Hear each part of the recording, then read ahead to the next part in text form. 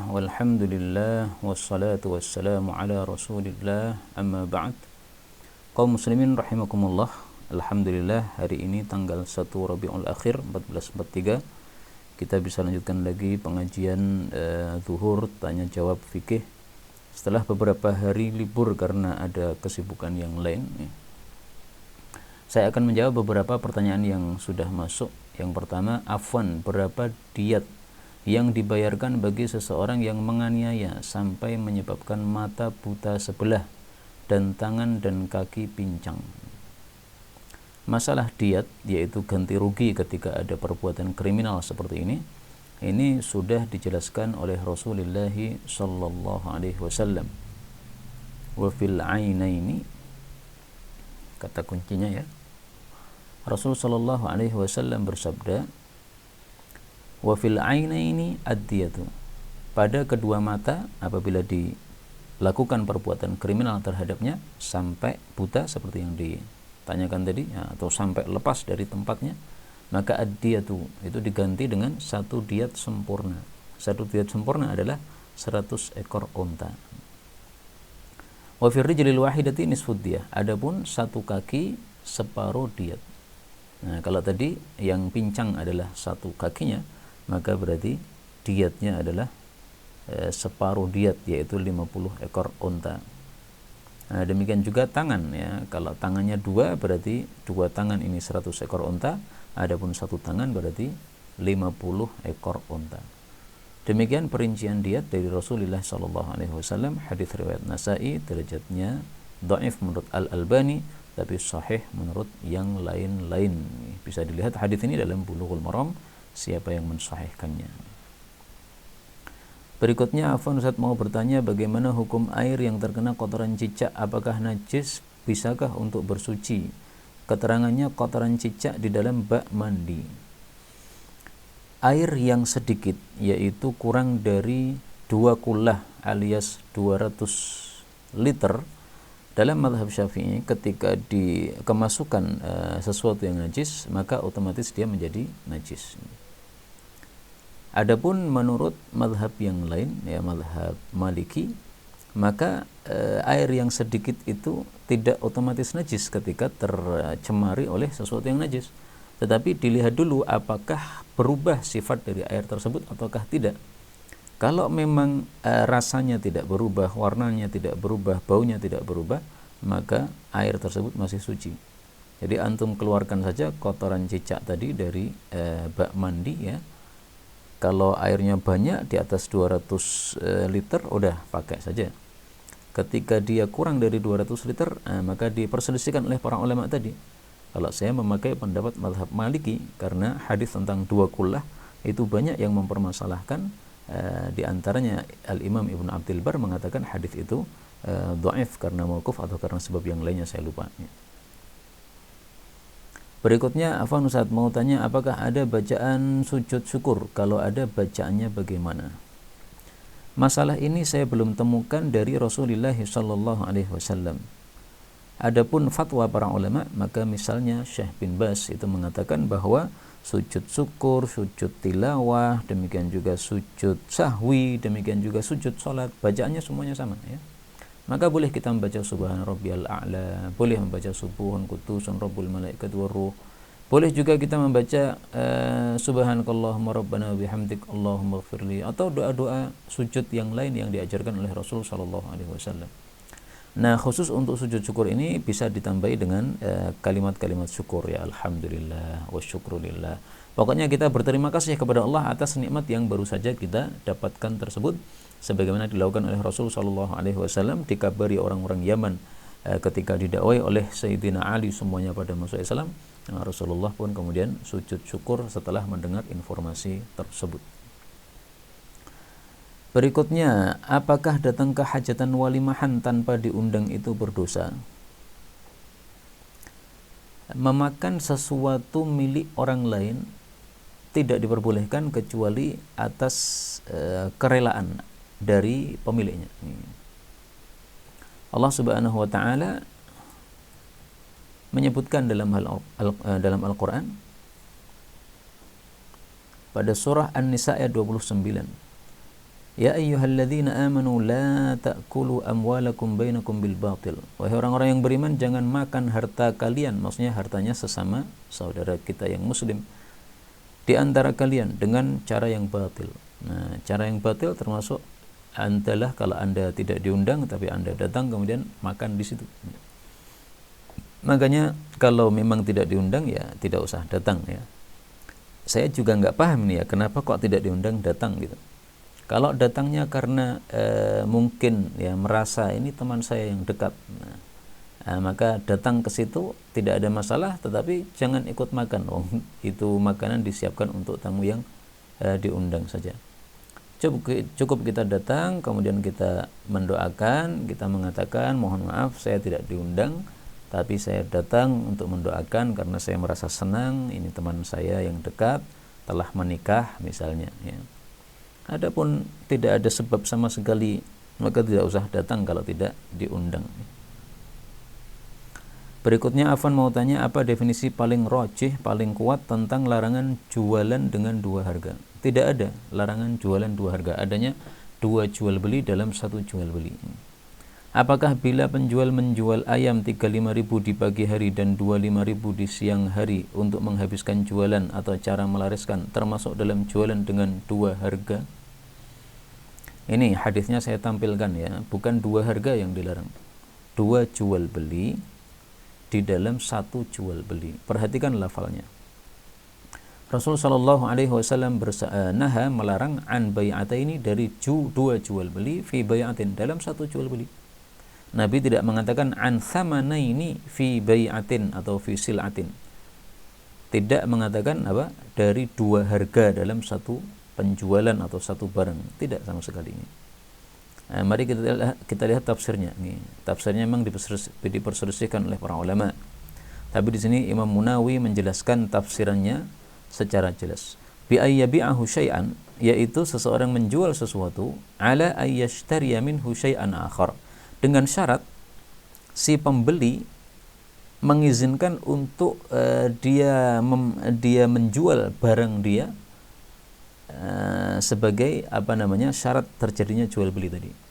Jadi misalnya saya jual mobil, yang mau membeli adalah teman saya.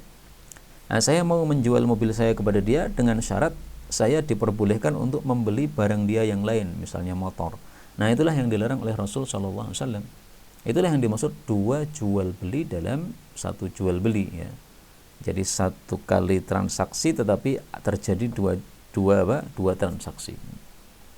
Itu tafsiran yang disebutkan pertama kali oleh Imam Munawi, menunjukkan bahwa inilah tafsiran yang lebih kuat menurut beliau.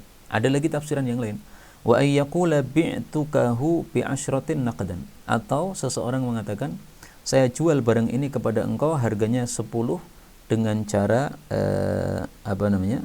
cash, wa bi'ishrin nasi'ah, tapi harganya 20 kalau secara kredit.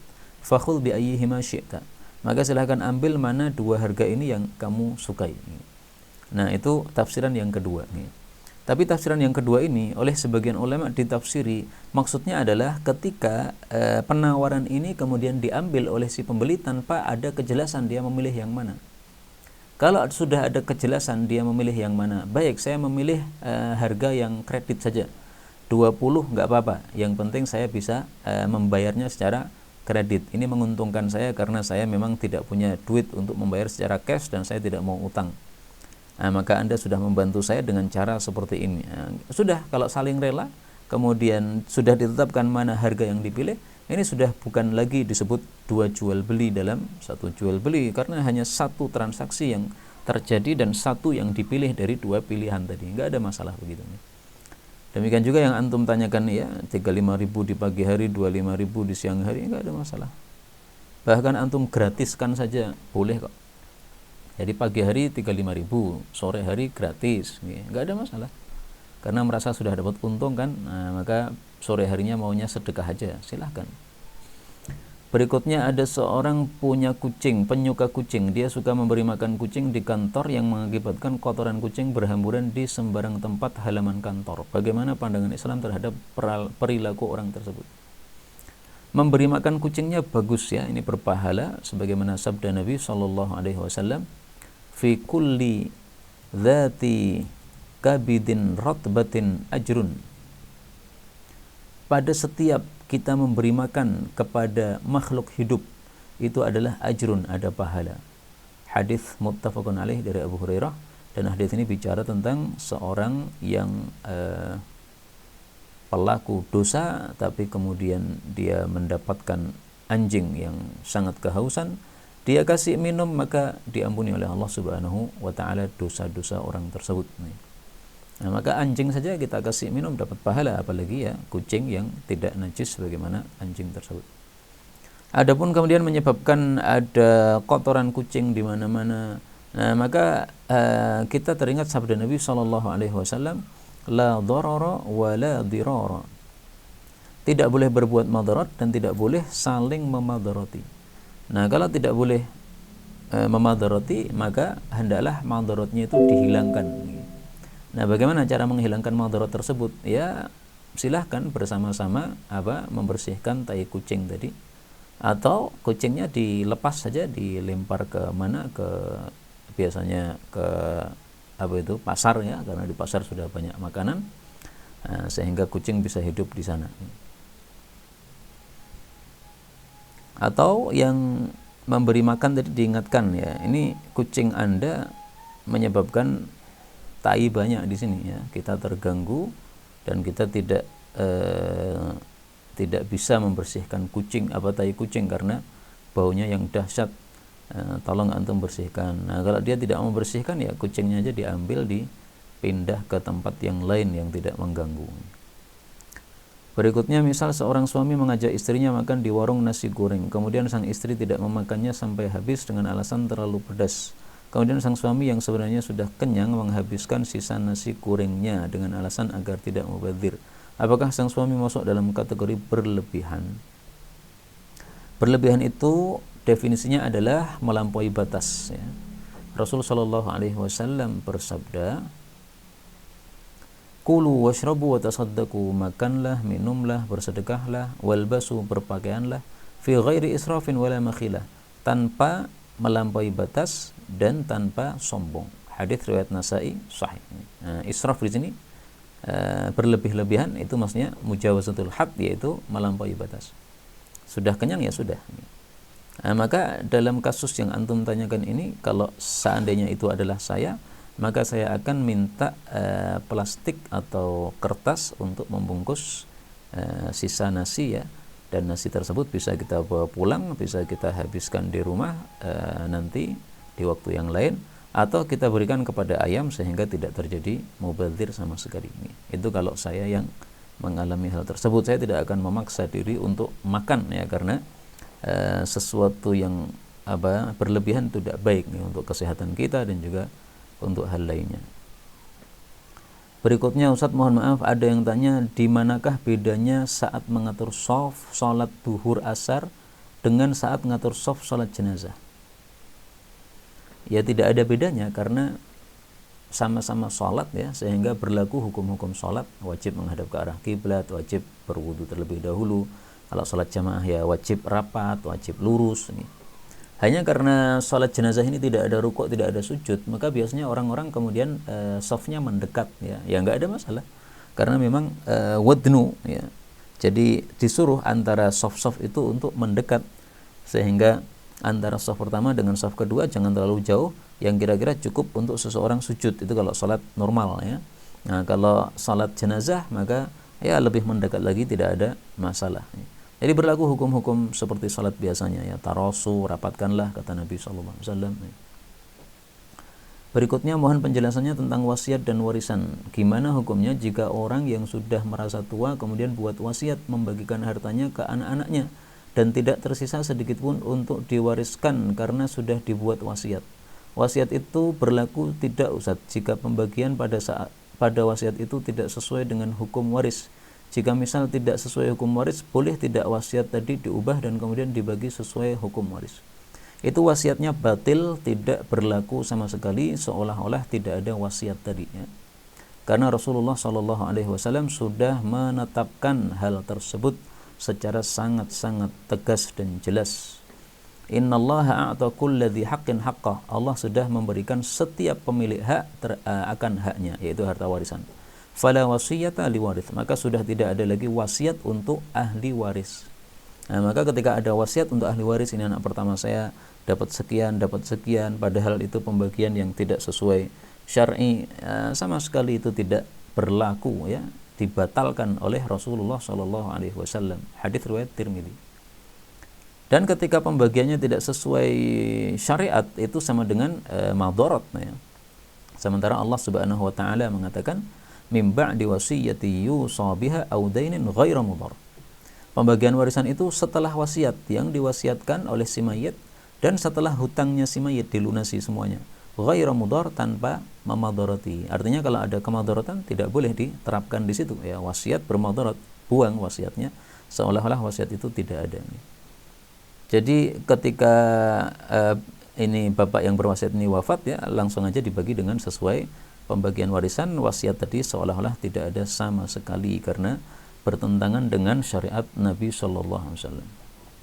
Berikutnya, bagaimana hukum mengaminkan atau membaca amin terhadap doa khatib dalam khutbah Jumat? Tidak ada masalah. Menurut guru kami Syekh Mustafa Al-Bugha, penulis kitab Nuzhatul Muttaqin Syarah Riyadhus Shalihin. Waktu itu ada daurah di Ishkarima, ma'hadnya Ustaz Syihab itu, ya, yaitu daurah kitab Talhib fi Adillati Matnil Ghayah wa Taqrib Mazhab Syafi'i. Nah, waktu itu beliau khutbah Jumat. Kemudian beliau melihat orang-orang ini kok pada diam dan tidak mengangkat tangan, gitu. Nah, maka beliau kemudian di tengah-tengah berdoa itu beliau kemudian menegur, ayo diaminkan, doanya diaminkan. Nah, maka mengaminkan doa tidak ada masalah. Ini tidak bertentangan dengan larangan Nabi Shallallahu Alaihi Wasallam bahwasanya kalau imam itu sedang berkhutbah kita disuruh diam. Wong ini khutbahnya sudah selesai, ya. Dia khutbah selesai. Khutbah itu kan nasihat. Nah, nasihatnya sudah selesai ditutup dengan doa. Maka doa diaminkan bukan termasuk berbicara pada saat khutbah Jumat berlangsung. Gak ada masalah. Hanya saja memang ada saran dari sebagian para ulama bahwa aminnya tidak usah keras-keras. Kenapa? Supaya tidak mengganggu kepada yang lain. Ini ada doa, sementara doa ini kita hendaklah khusyuk ketika mendengarkannya dan mengaminkannya, maka aminnya jangan keras-keras supaya tidak mengganggu, ya. Karena sebagian orang tuh aminnya Masya Allah, amin, amin. Nah, itu kan mengganggu karena kita nggak dengar, kalah dengan suara amin tadi, sehingga kita nggak tahu apa yang dibaca oleh si khatib ini, ya. Karena doa itu kalau doanya salah ya jangan diaminkan, ya. Sebagian khatib kan begitu. Karena manusia zaman sekarang tuh nggak tahu kenapa khatib nggak dipilih yang paham agama, ya. Sehingga khatibnya doanya tidak karu-karuan, ya, yang semestinya berdoa misalnya A menjadi B, ya, rusaklah. Jadi mungkin dia nggak paham bahasa Arab itu maknanya apa yang dia ucapkan sehingga kalimatnya jadi rancu begitu. Nah, maka kalau kalimatnya salah ya jangan diaminkan karena nanti isinya maknanya bisa berubah. Ada ungkapan, tapi saya tidak mengatakan itu sabda Nabi. Ini ungkapan para ulama, ya. Karena kalau dikatakan sebagai sabda Nabi, hadisnya dhaif. Ad-da'i wal mu'ammin syarikani fil ajr. Orang yang berdoa dan orang yang mengaminkan itu kedua-duanya berserikat dalam mendapatkan pahala. Ini perkataan yang sangat benar, ya. Kenapa? Karena orang yang berdoa itu beribadah dan orang yang mengaminkan doa itu juga beribadah doa. Karena amin itu artinya ya Allah kabulkanlah, berarti dia sudah berdoa juga. Sehingga orang yang mengucapkan amin itu sama dengan sudah berdoa, sebagaimana Allah Subhanahu wa taala menyebutkan tentang doa Nabi Musa alaihi salatu wassalam yang diaminkan oleh Nabi Harun kakaknya. Maka Allah mengatakan qad ujibat da'watukuma, sungguh telah dikabulkan doa kalian berdua. Nah, padahal yang berdoa hanya Nabi Musa, Nabi Harun hanya mengaminkan, tetapi ternyata Allah katakan doa kalian berdua. Nah, berarti yang mengaminkan termasuk berdoa. Baiklah, ini beberapa pertanyaan yang dapat kita jawab, ya, benarnya dari Allah Ta'ala, dan apabila ada salahnya fa astaghfirullahal azim li wa lakum walhamdulillahi rabbil alamin.